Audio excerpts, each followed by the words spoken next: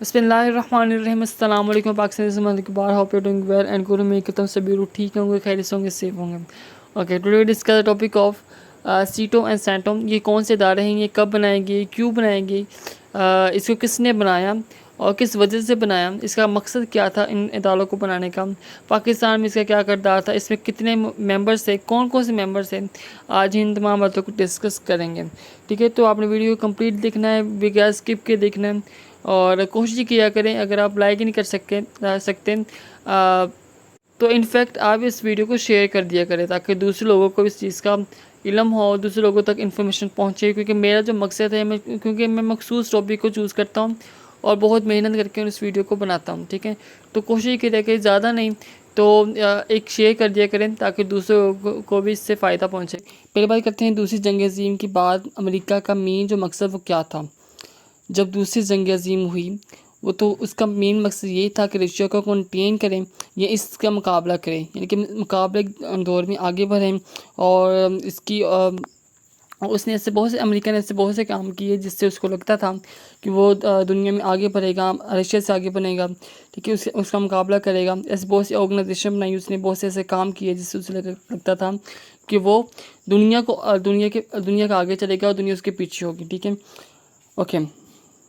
اسی طرح اس نے یہ دو ادارے بھی بنائے, سیٹو اور سینٹو.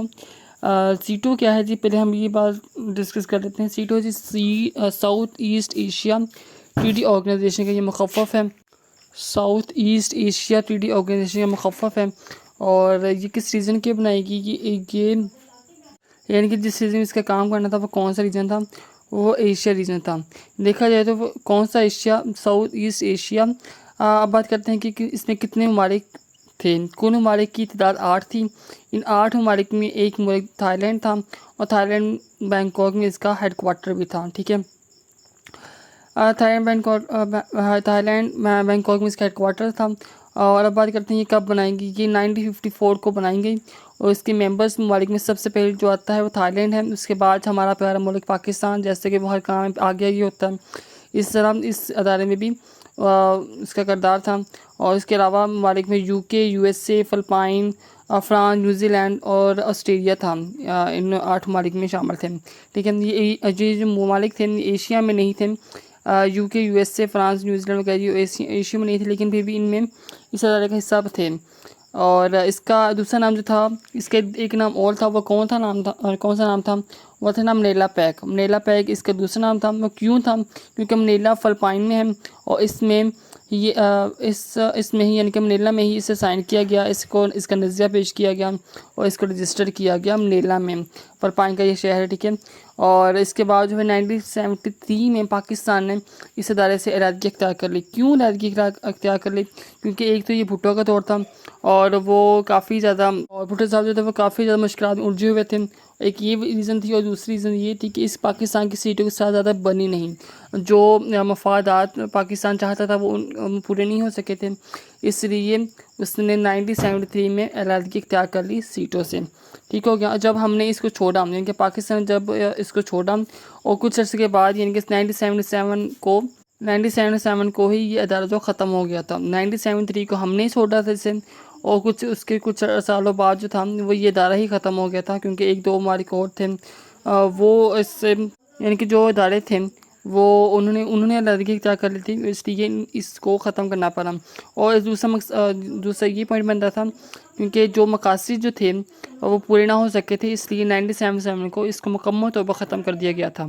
اب بات کرتے ہیں کہ سینٹوں کی, یہ کیا ہے, یہ کس چیز کا مخفف ہے, یہ آرگنائزیشن, یہ ادارہ کیوں قائم کیا گیا, یہ کس مقاصد کے لیے سے بنایا گیا اور کب بنایا گیا. سینٹو جو ہے وہ بیسکلی سینٹرل ٹریٹی آرگنائزیشن کا مخفف ہے. یہ ایک ملٹری الائنس تھا. ٹھیک ہے, یہ کب قائم کی گئی, یہ 1955 کو بنائی گئی. اس کا جو ہیڈ کوارٹر تھا وہ ترکی میں ہے, اور ویسٹ ایشیا کے لیے اور یورپ کے لیے بنائی تھی. یعنی کہ آپ کہہ سکتے ہیں ویسٹ ایشیا اور یورپ کے لیے اس کو بنایا گیا تھا, اس ادارے کو. اس کے ممبرس کی کل تعداد کتنی تھیں, اس کے ممبر کی کل تعداد جو تھے وہ 5 تھیں. ٹھیک ہے, اس کا ایک ہی یورپین ممبر تھا جو کہ یو کے تھا, جبکہ دوسرے ممبروں میں پاکستان, ترکی, ایران, عراق تھے. اچھا, تو اس کا ایک اور نام تھا بغداد پیکٹ تھا. کیوں اس کا بغداد پیکٹ تھا, کیونکہ یہ بغداد میں سائن ہوئی تھی, اس لیے اسے بغداد پیکٹ بھی کہا جاتا تھا. اس کا ایک اور نام تھا، یعنی کہ اس کے 3 نام تھے، جی ہاں اس کے 3 نام تھے، ایک تھا سینٹو، دوسرا اس کا نام تھا بغداد پیک، اور تیسرا تھا اس کا میٹو۔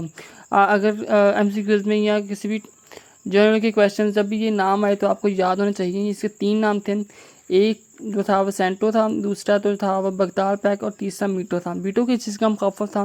میٹو جو ہے وہ مڈل ایسٹ ٹریٹی آرگنائزیشن کا مخفف تھا۔ شروع میں یہ 5 ممالک کے تعاون سے بنی تھی، اس میں 5 ممالک میں شامل تھے، ان میں 5 جو ممالک تھے وہ شامل تھے، لیکن 1959 میں عراق نے اس سے علیحدگی اختیار کر لی، کیونکہ عراق میں پہلے اس کا ہیڈ کوارٹر بھی تھا، اور بعد میں ہیڈ کوارٹر جو تھا کو ترکی میں شفٹ کرنا پڑا، کیونکہ عراق سے الگ ہو گیا تھا۔ پاکستان اسے کب چھوڑا، یعنی کہ کب خیر آباد کیا، اور پاکستان اسے 1979 میں چھوڑا، اور اس ادارے کو چھوڑ دیا تھا 1979 میں۔ 1973 کو پاکستان نے سیٹو کو چھوڑا، اور 1979 کو پاکستان نے سینٹو کو چھوڑا، یعنی کہ بغداد پیک کو چھوڑا، بھی کہہ سکتے ہیں میٹو کو چھوڑا۔ اور اس کے بعد آپ کہہ سکتے ہو کہ یہ کیونکہ 2 ممالک جو تھے وہ اس آرگنائزیشن میں رہ گئے تھے، 2 جو ممالک تھے وہ اس آرگنائزیشن الگ ہو چکے تھے، اور اس لیے اس آرگنائزیشن کو 1979 میں ختم کرنا پڑا۔ ایک پاکستان الگ ہو چکا تھا، اور ایک جو تھا وہ عراق جو تھا وہ الگ ہو چکا تھا، اس لیے اس کو ختم کرنا پڑا 1979 کو۔